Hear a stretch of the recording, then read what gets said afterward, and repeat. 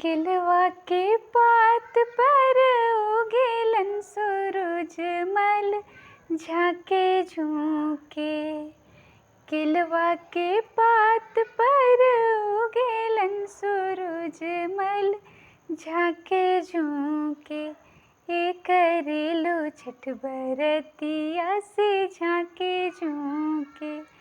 हे करेलो छठ बरतिया से झाके झोंके। हम तो से पूछी बरतिया है बरतिया से केकरा लागी।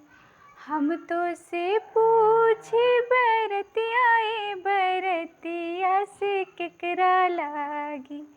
हे करेलो छठ बरतिया से केकरा लागी। हे करेलो छठ बरतिया से केकरा लागी। हमरो जे बेटवा कवन ऐसन बेटवा से उनके लागी। हमरो जे बेटवा कवन ऐसन बेटवा से उनके लागी। हे करेली छठ बरतिया से उनके लागी। हे करेली छठ बरतिया से उनके लागी। अमरुदिया के पात पर उगेलन सूरज मल झाके झोंके। अमरुदिया के पात पर उगेलन सूरज मल झाके झोंके। हे करेलो छठ बरतिया से झाके झोंके।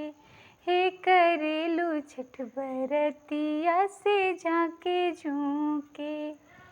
हम तो से पूछी बरतिया है बरतिया से केकरा लागी। हम तो से पूछी बरतिया है बरतिया से केकरा लागी। हे करेलो छठ बरतिया से केकरा लागी। हे करेलो छठ बरतिया से केकरा लागी। हमरो जे स्वामी कवन ऐसन स्वामी से उनके लागी। हमरो जे स्वामी कवन ऐसन स्वामी से उनके लागी। हे करेली छठ बरतिया से उनके लागी। हे करेली छठ बरतिया से उनके लागी। नारियर के पात पर उगेलन सूरज मल झाके झोंके। नारियर के पात पर उगेलन सूरज मल झाके झोंके। हे करेलो छठ बरतिया से झाके झोंके। हे करेलो छठ बरतिया से झाके झोंके। हम तो से पूछी बरतिया है बरतिया से केकरा लागी।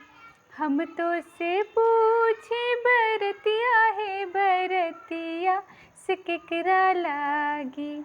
हे करेलो छठ बरतिया से केकरा लागी। हमरो जे बेटी कवन ऐसन बेटिया से उनके लागी। हमरो जे बेटी कवन ऐसन बेटिया से उनके लागी। हे करेली छठ बरतिया से उनके लागी।